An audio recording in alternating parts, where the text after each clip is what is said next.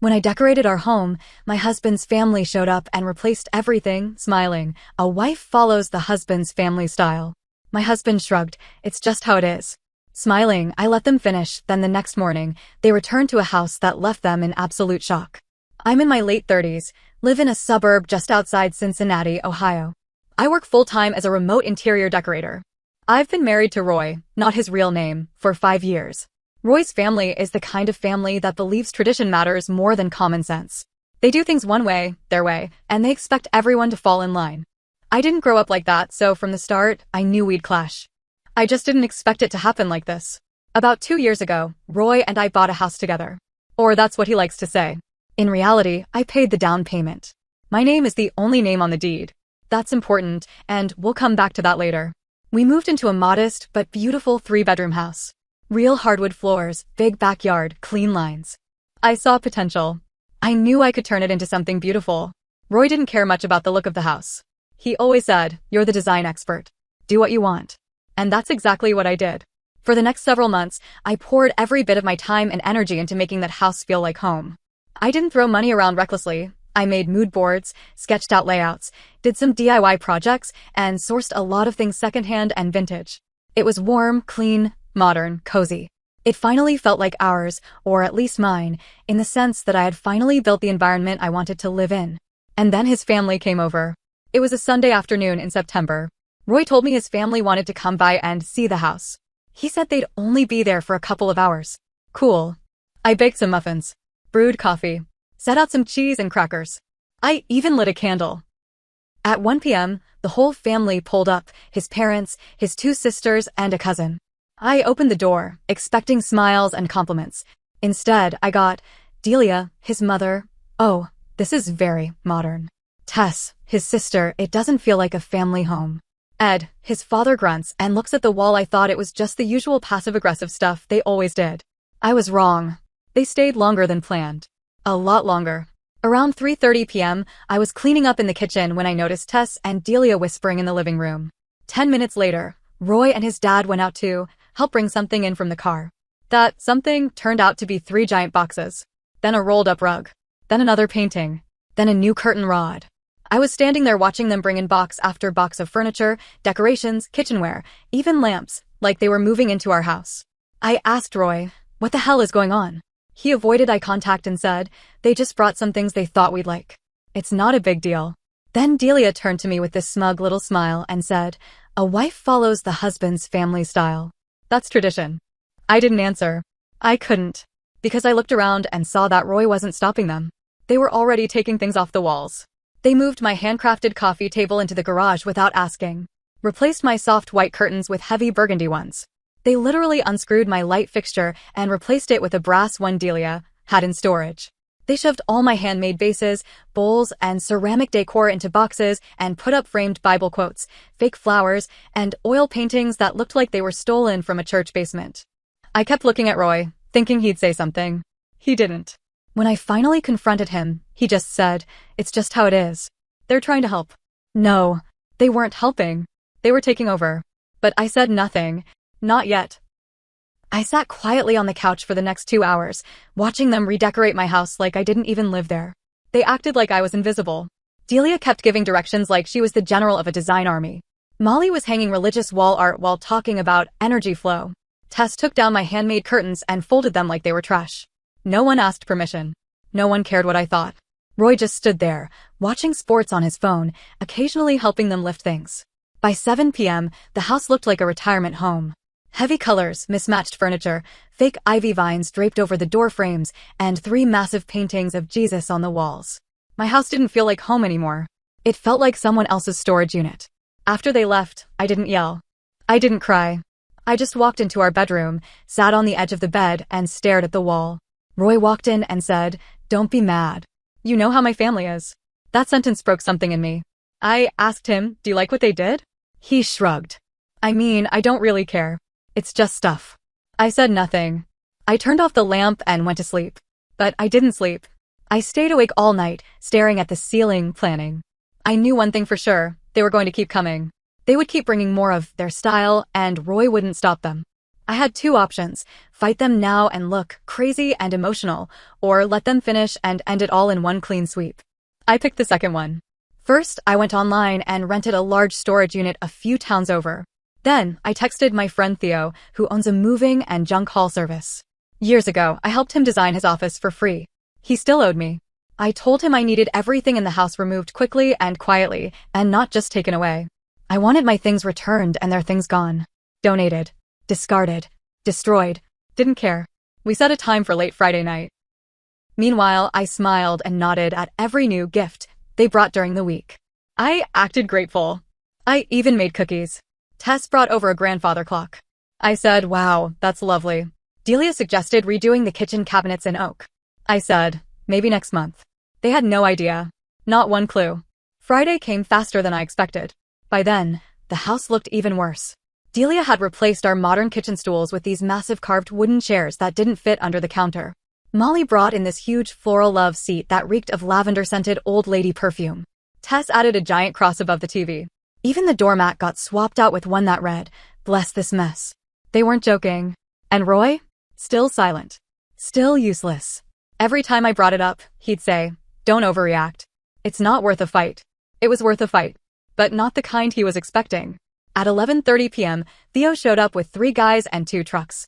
They worked fast, quiet, professional. By 1:45 a.m., everything his family had brought in was gone. I didn't even want to see it anymore. Some of it went straight into Theo's donation pile. Some to trash. I didn't ask. I didn't care. By 2:30 a.m., my home was back. My couch, my shelves, my lighting, my handmade ceramic bowls. The bamboo light fixture I installed with my own hands. I stood in the middle of the living room, barefoot, staring at it all. It felt like I could breathe again. But the next part? That's when things started to unravel. They showed up around 10 a.m. Roy had told them to come by and help finish the rest of the house. I was sitting on the couch, sipping coffee, dressed in black, watching the clock. I heard them pull up. Heard their footsteps on the porch. Doorbell rang. I didn't move. I just waited for Roy to open the door and let them in, like always. The moment they walked in, I saw Delia freeze. Her eyes swept the room, back and forth, faster and faster. Tess's mouth dropped open. Molly whispered, "What the hell?" Ed actually spoke for once. "Where's the stuff?" I didn't say anything. Delia looked around wide-eyed. "What? Where's everything we brought?" I took a slow sip of coffee and said, "Gone. All of it." Roy looked around like he was seeing the room for the first time. Then looked at me. You took it all out?" I stared at him and said nothing. Delia walked right up to me, hands shaking. "You can't just throw out our things." "Sure I can," I said, calmly. "None of it belonged here. They were gifts. I didn't ask for them. They were part of the family. This isn't the family's house." Then I stood up, walked to the kitchen counter, and held up a folder. "This is the deed. This house is in my name. Not yours. Not Roy's. Not the family's. You all walked in and acted like you owned it. You don't." Delia turned red. Not just embarrassed, furious. "You ungrateful little..." Roy cut her off. "Mom, calm down." That surprised me. First time he spoke against them. But then he turned to me and said, "You should have told me you were planning this." I stared at him. "Why would I? You didn't listen the first 10 times. After that, the room turned to ice. Delia looked me up and down like I was a stranger. Tess was whispering to Molly like I couldn't hear her. "You knew she was always going to do this. She's not family." Then Delia dropped the real bomb. "You want a husband, you follow his family. That's how marriage works. You've been disrespectful since day one. You think you can play decorator, but you're just temporary. This house is temporary. You're temporary." I looked at Roy. He didn't even blink. Just rubbed his temple and said, "Can everyone just chill?" That's when I snapped. I turned to him and said, "Tell them the truth. Tell them how much you paid toward this house. Go ahead." Silence. Delia narrowed her eyes. "What's she talking about?" I didn't wait for him to answer. I pulled out the bank documents, laid them on the table. This house was bought with my money. My inheritance. Roy's name is nowhere on the title, the mortgage, the insurance, nothing. He was unemployed when we bought it. He didn't put in a dime. I turned to Roy again. "You gonna correct me?" He didn't. He couldn't. Delia looked like she swallowed a lemon. You let her buy the house alone?" Roy looked down. "She had the money. It made sense." Delia shook her head. "You've embarrassed our whole family." She grabbed her purse and walked out. Tess and Molly followed, whispering the whole way. Ed just nodded at me like he finally respected me or feared me. Not sure which. Roy stood by the door, watching them leave. He didn't say a word. That night, Roy slept on the couch. He said he needed space. Fine by me. Next morning, I woke up early and went to the garage. Something felt off. I opened the door and saw one of the boxes. I packed my box, clearly labeled with my handwriting, open. Inside, things were missing. A few of my ceramics. A framed print. A lamp. The brass watering can I loved. I checked the storage room. 2 more boxes had been opened. One was completely gone. I ran back inside and asked Roy if he moved anything. He looked at me with wide eyes. No. What are you talking about? I said, don't lie. Someone took stuff from the garage. His jaw clenched. I didn't do it. I said, then who did? He looked down. And that's when I knew. After I realized some of my things were missing, I started checking every inch of the garage and basement. Not just for missing stuff, but for signs someone had been sneaking around. Sure enough, behind the water heater, tucked under an old drop cloth, I found the empty box. The tape was sliced clean across. The label I'd written, living room, fragile, was torn halfway off like someone tried to remove it in a hurry. Inside? Nothing. Gone. My handmade ceramic lamp, a framed print from my college mentor, 2 brass candlesticks from my late aunt, and a small stack of my original sketches. I stood there, heart racing. These weren't just things. These were mine. That's when the thought hit me. How did they even get into the garage? Roy and I were the only ones with keys. And I always kept the garage locked at night. Unless, that evening, I asked Roy directly, did your mom or sisters come back into the house this week when I wasn't home? He hesitated. That was all I needed to see. I asked again, this time slower. Did they come inside while I was out running errands? Roy finally admitted it. Okay, yeah. I gave Tess the spare key. But it was just to grab the pie dish she brought over. That's all. I couldn't believe what I was hearing. He gave his sister the key to my house without asking me. I walked away. Didn't yell. Didn't scream. I just walked straight to the lockbox in the laundry room, took out the backup key set, and started changing every single lock. Front door. Back door. Garage.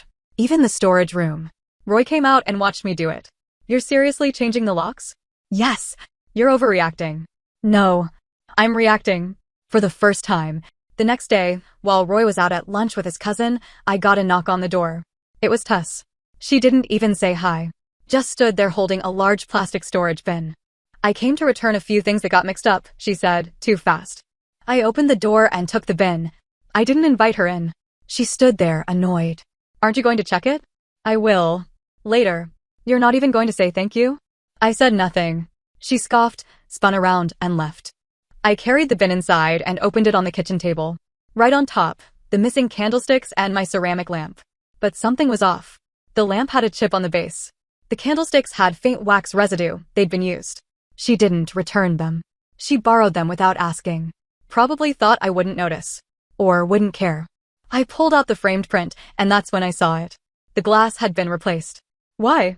I flipped it over and found the corner of the print bent. Torn. Like someone had tried to pull it out and damaged it in the process. They didn't just borrow my things. They messed with them. I sat down at the table, stared at that cracked lamp base, and started shaking. This wasn't about decor anymore. This was personal. That night, I started doing what I should have done earlier. Going through our shared home computer. Roy's email was still logged in. I wasn't looking for trouble. But something felt off. In his drafts folder, I found something that made my stomach drop. It was a partially written email to Tess. Mom says she still has that cabinet from Grandma's place. If you guys want to swap it in next week, just do it before she gets back from yoga. She won't notice if it's done fast. She won't notice. Me. They were making plans. To keep redecorating. Behind my back. Even after the blow up. Even after I put everything back. Even after I warned them. And Roy knew. He was in on it. That's when everything snapped into focus. This wasn't just about mismatched furniture or bad curtains. This was about control. About power. About me being erased in my own home. I emailed my attorney and asked for a copy of the trust documentation tied to my inheritance. The money I used to buy this house came from that trust. I wanted to be sure. Within a day, she sent over the files. Crystal clear. The house was bought entirely with funds from the trust. I was the sole grantee. Any future spouse had no claim unless explicitly added to the deed. I had all the proof I needed. But I wasn't done. 2 days later, Roy didn't come home. He didn't answer texts. Didn't reply to calls. At 10:47 p.m., I got a voicemail. It was Tess. Hey, Roy's staying here for a while. He needs space from all this toxic energy you're bringing. When you're ready to talk like an adult, we'll consider setting boundaries that make sense for everyone. She ended it with a tone that made my skin crawl. They really thought they won. They thought they'd chase me out of my own home. They thought he could just move back in later, once I cooled down. That's not how this was going to go. But not for me. I started boxing up his things. Clothes, shoes, watches, chargers, books, socks. I labeled each box clearly. I stacked them by the door. And then? I found something else. Buried in his side of the closet was an envelope. Inside were 2 receipts, both from a local storage rental facility. Dates matched the week before Delia and her daughters first visited. They'd been planning this for weeks. They were storing furniture ahead of time, coordinating behind my back. They never came to visit. They came to replace. And Roy helped. He signed for the unit. Paid for it. Rented a truck. This was never just his family being pushy. This was betrayal. From inside my own home, I took those storage receipts and drove straight to the address listed. It was about 30 minutes outside the city, tucked behind a gas station and a firewood yard.